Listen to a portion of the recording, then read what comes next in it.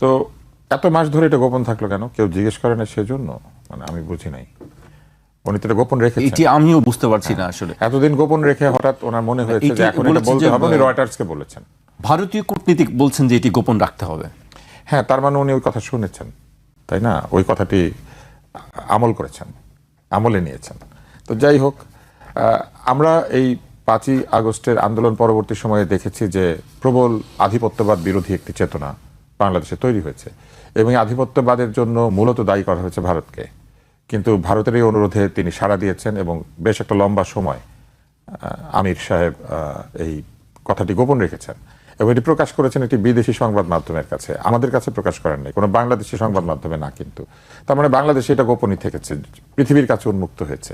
এদিক থেকে চুক্তি ঠিক আছে, কিন্তু কাজটা আর কি একটু অন্যরকম হয়েছে। আমার খুবই জানতে ইচ্ছা করে, সপ্তভগিনী ছিন্ন ভিন্ন করে দেওয়া হবে, মুরগির গলা দিয়ে ভোজ করা হবে, এইসব বলার পরে এই অনুরোধটি রক্ষা কেন করা হয়?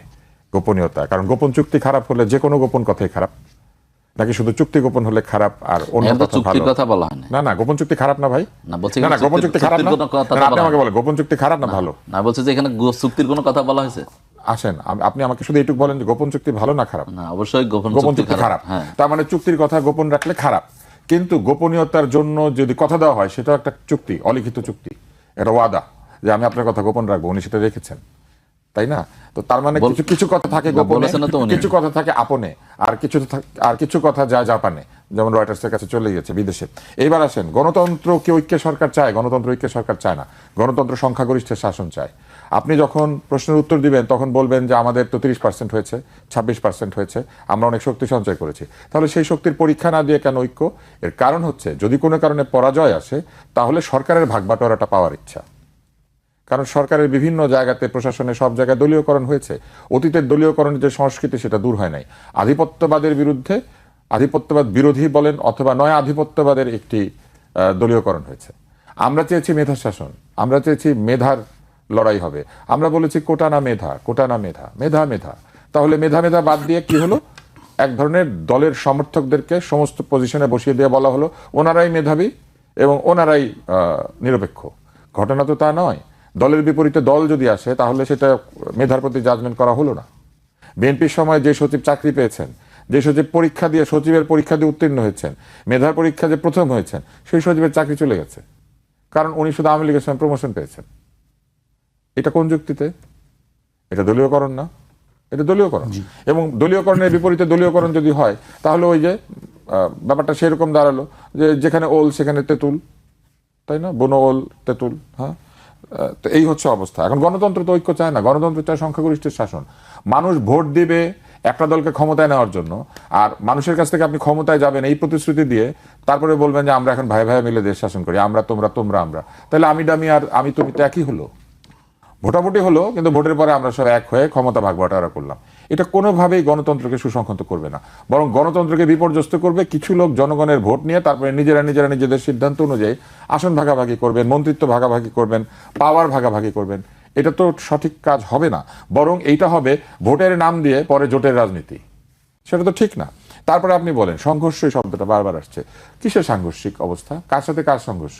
সবাই একই পক্ষ, সবাই জুলাই আন্দোলনের পক্ষে, সবাই জুলাই সনদে স্বাক্ষর করেছে শুধু এনসিপি ছাড়া, এবং সকলে জুলাইয়ের যে অভ্যুত্থান, সেই অভ্যুত্থানের ফলে সৃষ্ট যে সংস্কার, সেই সংস্কারগুলো জানতে চাচ্ছিলাম সংঘর্ষ বা সংঘাত কেন আসবে? নির্বাচনের পরে সংঘর্ষ অথবা নির্বাচনের আগে সাংঘর্ষিক অবস্থান, এখানে কোনো সাংঘর্ষিক অবস্থান নাই, এখানে প্রতিদ্বন্দ্বিতার অবস্থান রয়েছে, এবং প্রতিদ্বন্দ্বিতা তো সঠিক। আপনি কি এটা মানবেন? ধরেন অলিম্পিকে দৌড় হচ্ছে, ওখানে 8 জন লোক দৌড়াচ্ছে, তারপরে যে দৌড়ে জিতলো সে বললো আসেন আমরা সবাই মিলে প্রাইজগুলো ভাগাভাগি করে নেই। 3টা পুরস্কার আছে, আমরা 8 জনে ভাগাভাগি করবো। তারপর ওনারা ভাগাভাগি করলেন, কেউ নিলেন প্রাইজের তলাটা, কেউ নিলেন প্রাইজের উপরেরটা, কেউ নিলেন ওই যে ভিক্টোরি স্ট্যান্ডটা, ওইটা নিয়ে বাড়িতে গেলেন, তাই না? কিন্তু এইভাবে তো গণতন্ত্র হয় না। গণতন্ত্র হবেই একটা দল শাসনভার গ্রহণ করবে এবং দেশে দায়িত্ব গ্রহণ করবে, সে ভালো আচরণ করবে, সঠিকভাবে দেশ পরিচালনা করবে। না পারলে 5 বছর হোক, 3 বছর হোক, যখন জনগণ তাকে যেতে বলবে চলে যাবে। মধ্যবর্তী নির্বাচন হয় না? ব্যর্থ হলে কোনো দল মধ্যবর্তী নির্বাচন হবে, নির্বাচন হবে।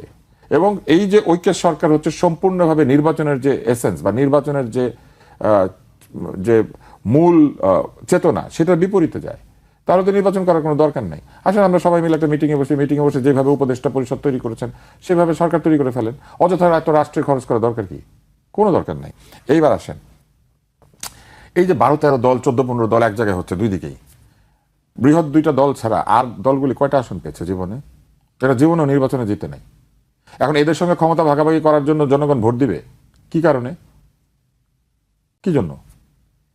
জনগণ যে জোট সংখ্যাগরিষ্ঠ ভোট পাবে, যদি পান তারপর সরকার গঠন করবেন। কিন্তু আলটিমেটলি যদি এইভাবে হয় ঐক্যের সরকার তৈরি করবে, তাহলে যে ছোট মোটো যেগুলো আছে সেগুলো এসে একটা সিট জিতে এসে বলবে আমি মন্ত্রী চাই, আমি তো জোটে ছিলাম। আমি মনে করি এইটাও ঠিক হবে না। কোন একটা দলকে দায়িত্ব গ্রহণ করতে হবে বাংলাদেশ চালানোর জন্য, অথবা কোনো একটি নির্দিষ্ট জোটকে, এবং তাদেরকে প্রমাণ করতে হবে তাদের দক্ষতা, মেধা এবং যোগ্যতা। না হলে আমরা সারা জীবন বসে থাকবো কবে এই ভাগাভাগি শেষ হবে, তারপরে আমরা প্রকৃত অর্থে ভালো স্টেটসম্যান পাবো, মেধাবী শাসক পাবো, দলীয়করণ চায় না কিন্তু মেধাকে চায় এমন সরকার পাবো। এইবার আসেন, আরেকটা মজার কথা আমরা একটু আগে শুনেছি, বিএনপি আর জামাতের যে ঐক্য হয়েছিল এটা নাকি আওয়ামী লীগ ছিল বলে হয়েছিল, মানে আওয়ামী লীগ না থাকলে এই ঐক্যের দরকার ছিল না। তার মানে এটা আদর্শিক ছিল না, ওইটা আওয়ামী লীগ ঠেকানোর ঐক্য ছিল।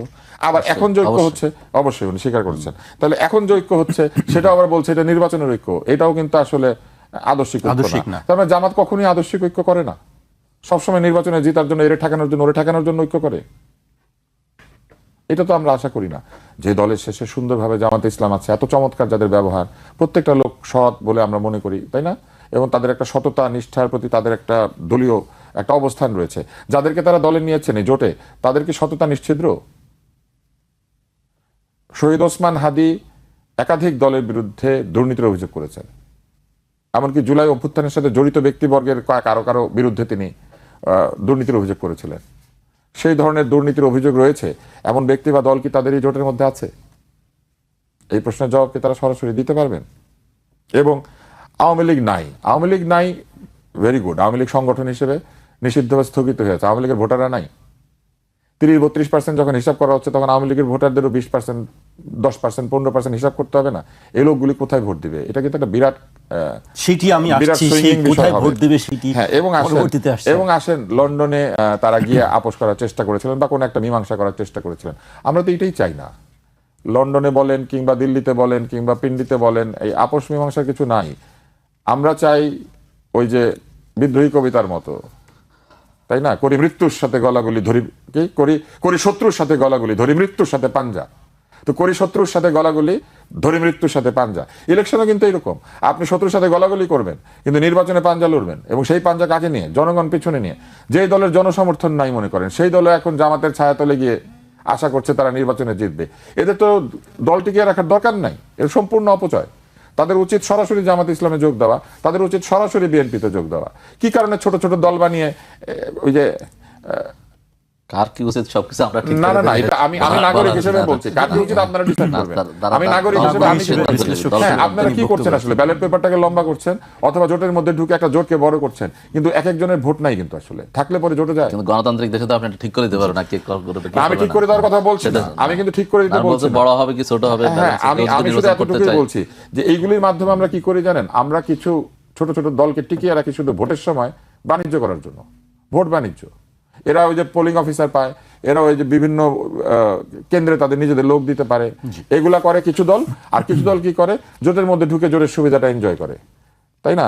ওনার নিজের দল নাই, নিজের জোট মানে নিজের দলের নেতা হিসেবে উনি কারো কাছে গিয়ে সেই অ্যাকসেপ্টেন্স পাবেন না, কিন্তু জোটের নেতা হিসেবে তিনি বিভিন্ন জায়গায় হাজির হবেন। এগুলিকে তারা এনজয় করেন। আমি মনে করি যে নতুন বন্দোবস্তের যে রাজনীতি, সেই রাজনীতি যদি সত্যিই বাংলাদেশে করতে হয় তাহলে মেধাভিত্তিক হতে হবে সবকিছু। মেধাবী লোকদেরকে নির্বাচনে দিতে হবে, মেধাবী ব্যক্তিরা দেশ শাসন করবেন, এবং গণতান্ত্রিক প্রক্রিয়ায় সংখ্যাগরিষ্ঠ ভোট নিয়ে যিনি প্রকৃত অর্থে দেশ শাসনের অধিকার পাবেন তিনি দেশ শাসন করবেন, তিনি তার মেধা এবং যোগ্যতা প্রমাণ করবেন। মার্টিন লুথার কিং এর সেই বক্তৃতা আমরা শুনেছি না, Martin Luther king, reverend Martin Luther king এর যে বক্তৃতার রেফারেন্স, সেই রেফারেন্সে কি ছিল? সেই রেফারেন্সে এইটাই ছিল যে একটি মেরিটোক্রেসির শাসন উনি আশা করেছিলেন আমেরিকাতে। উনি বলেছিলেন I have a dream, and ওখানে উনি কি বলেছিলেন? That my 4 children will not be judged because of their colour, but the integrity of their character.